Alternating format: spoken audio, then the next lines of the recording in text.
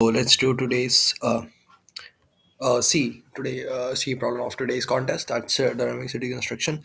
So you have been given a number n, then you have been given t, that is cases, and n integers which forming an array, and then basically you need to return the output, the maximum possible number of edges in the graph. So these can be considered as vertex, and these a values are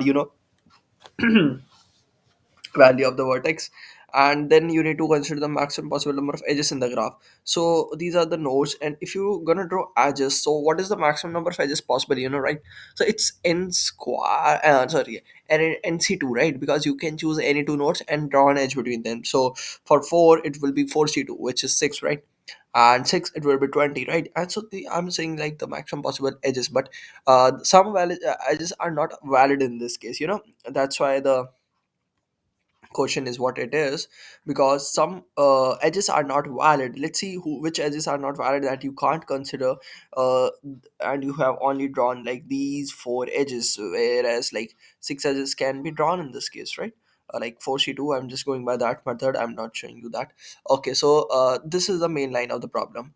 Due to safety reasons, uh, exist, right? So this, there should be a pairwise distinct vertex UVW such that this and edges exist. So there should not, this is the important thing, there should not be any three vertices UVW such that कि इन तीनों के बीच में edges हो कैसे, like U to V edge हो और V to W edge हो, and ये condition भी meet हो रही हो कि strictly increasing order है values का. So this should not be the case. तो आपको क्या करना है, आपको किसी भी तरह से जो भी आप एजेस बना रहे हैं, अगर वो ट्रिपलेट बन रही है यू वी डब्ल्यू वाली फॉर्म में, तो आपको ध्यान रखना है कि वो एक ऐसा कॉम्बिनेशन ना बनाए, ठीक है? Like you V W, like increasing order of values ना बनाए, ठीक है? इक्वल भी नहीं होनी चाहिए, ठीक है? सो इसके काफ़ी सारे तरीके हैं, like first of all you can see कि ऐसा कुछ करने का ट्राई करता हूँ, every possible three combination of edges हम बनाने का ट्राई करते हैं, और उसमें से कोई सा भी कॉम्बिनेशन आपकी वैल्यू सेटिस्फाई नहीं करना चाहिए, केवल उसको मैं इंक्लूड करूँगा. सो that you can do, but this is not like it's better, like how easily you can break this problem down to something your better understanding. The understanding would be something like कि अगर आपके पास कुछ एक array दे रखा है, ठीक है? That the value array, तो आपको वैल्यू एरे में बेसिकली सॉर्टेड ऑर्डर नहीं आने देना है, ठीक है? तो क्या करना है आपको कि 1 2 3 ऐसा कुछ नहीं आने देना है, पर आपको क्या चाहिए, 1 3 के बाद 2 आ जाए, ठीक है? तो एक छोटा, फिर एक बहुत बड़ा, फिर छोटा, ठीक है? उससे छोटा, लाइक सम वैली और सम पीक, ऐसा कुछ मिल जाए तो बढ़िया है. Only in case of 3. So what I am saying कि लेट्स जस्ट कंसीडर, ठीक है? If this is a value matrix you have been given 2 3 1 3 2, something like that. So दिखने में बड़ा अजीब सा लगेगा, बट अगर इसको सॉर्ट कर दें तो काफ़ी चीज़ें सिंपल हो जाएंगी. 2 2 3 3 देखने में सही लग रहा है, ठीक है? तो व्हाट यू डोंट वांट कि 1 3 यू वांट, ठीक है? 1 3 2 यू वांट, बट अगर आपने 1 से 3 में एज बनाई, 3 से 2 में एज बनाई, ठीक है? So now there is an edge between, this is good, right? But let's say 3 to 1 वाला केस है यहाँ पे. लेट्स से 3 to 1 वाला केस होता है यहाँ पे, ठीक है? ऐसा नहीं होता, ये ऐसा केस होता 3 to 1, तो आपको इसमें तो कोई प्रॉब्लम नहीं. 3 to 1 एज बना दी, 2 to 1 एज बना दी, but the edges are bidirectional. तो 1 to 2 to 3 एज बन गई, वो गलत है, ठीक है? बट मान लो आपने 3 से 1 को इसको जो कनेक्ट कर दिया, like what I am saying, कौन से को, इस 3 को एंड इस 1 को आपने कनेक्ट कर दिया, और 2 और 1 से कनेक्टेड है, ठीक है? सो 2 से 1 जा रहा है, और I think this should not be any problem, ठीक है? क्योंकि स्ट्रिक्टली इंक्रीजिंग ऑर्डर नहीं बन रहा है. नहीं, बट अगर मान लो ये 3 और 2 भी कनेक्टेड है, ठीक है? So these 3 and 2 can be connected, ठीक है? बट दो में कोई कंस्ट्रेंट नहीं है ना यार. मैंने ये नहीं बोला 2 3 3 कनेक्टेड है, बस वो दिक्कत वाली बात हो जाती. पर 1 भी कनेक्टेड है मान लो 3 से, तो 1 से फिर 3 फिर 2, चलो ये भी सही है. 1 2 3 नहीं फॉर्म होना चाहिए, ठीक है? तो बेसिक फंडा यार इसका ये है कि आप इसको सॉर्टेड ऑर्डर में लिख लो, ठीक है? एंड देन आप क्या करो, इसको डिवाइड करने का ट्राई करो, ठीक है? आपको वैल्यू और पीक चाहिए ना. मैं let me show you how you can have value और पीक. तो you can have a valley in this case की, sorry, it would be peak, ठीक है? कि पहले आपने एक उठा लिया 1 से, मतलब ये है मेरा सेट 1 और एरे 1, और ये है मेरा एरे 2. देन आपने एक उठा लिया 2 से, ठीक है? तो 1 आया, ये 1 से आया, ठीक है? देन आपने 2 से 3 उठा लिया। देन आपने 1 से कुछ भी उठा लिया, 1 उठा सकते हो आप 2 उठा सकते हो, आप 2 उठा सकते हो, ठीक है? मेक श्योर कि आपका यहाँ पे 3 ना आ रहा हो, ठीक है? अगर 3 आ रहा होगा, तो वो 3 यहाँ पे आ जाना चाहिए, ठीक है? Something like that. सो 1 3 2, ठीक है? Now this is the peak. Value you can also consider कि 3 आ रहा है, फिर 2 आ रहा है, फिर 3 आ रहा है, ठीक है? 3 2 3, पहले आपने 2 से उठाया, फिर 1 से उठाया, फिर 2, मतलब बेसिकली ये तो आपको नहीं पता ना कि एरो को 2 पार्ट में डिवाइड करना है, but that is the solution of this problem, ताकि उससे वैल्यू और पीक बन सकती है, ठीक है? सो मतलब आपको सॉर्टेड ऑर्डर ना बनने देना है, मतलब बीच में या तो वैल्यू या तो पीक डालना है, ठीक है? अगर ऐसा होगा, अगर आप डिक्रीजिंग ऑर्डर सोच के चल रहे हो अपने दिमाग में, तो आप गलत सोच रहे हो, क्योंकि बाय डायरेक्शनल एजेस हैं, एक तरफ डिक्रीजिंग है, दूसरी तरफ इंक्रीजिंग है, तो मोनोटोनिक ऑर्डर हो ही नहीं सकता।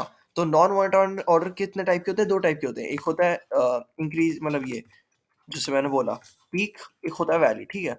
सो that you need to do peak और वैली के लिए आपको बीच में एक बड़ा नंबर चाहिए, इतना बड़ा चाहिए कि इनके सबसे बड़ा हो जाए वो, ठीक है? मतलब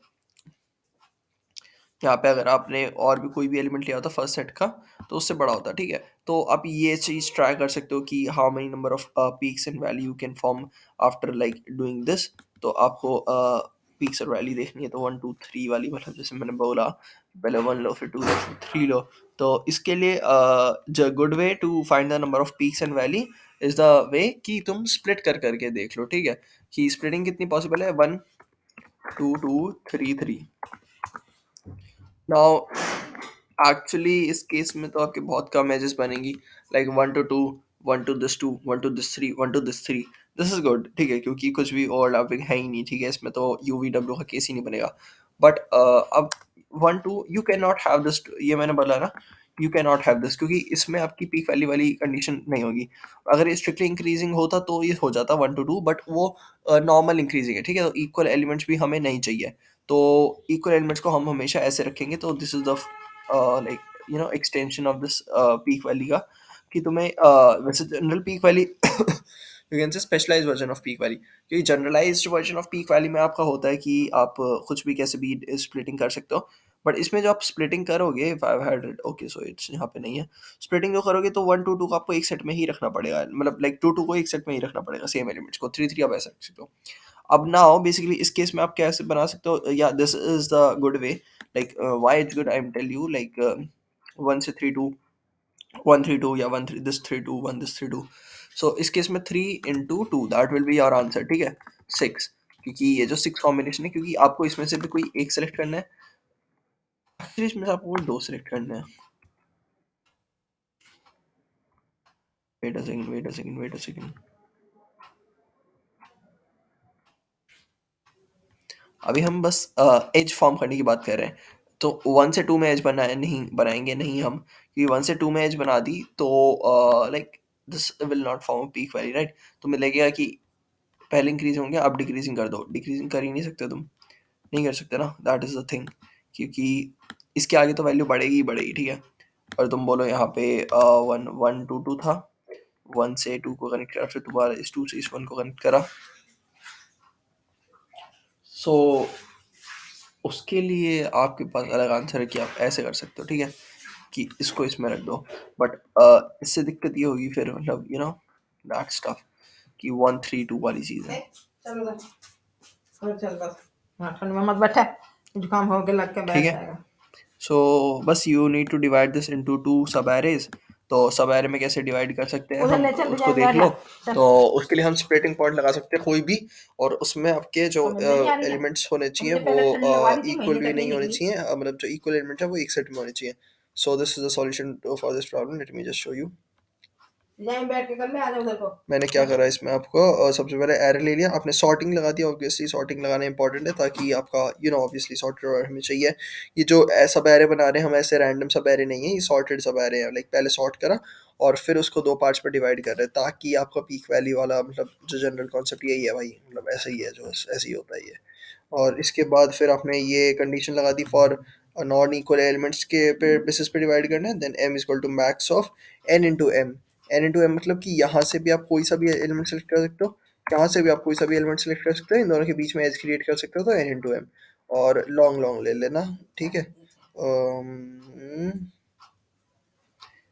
लॉन्ग लॉन्ग ले लेना, ओके, सॉरी, या लॉन्ग लॉन्ग, ठीक है।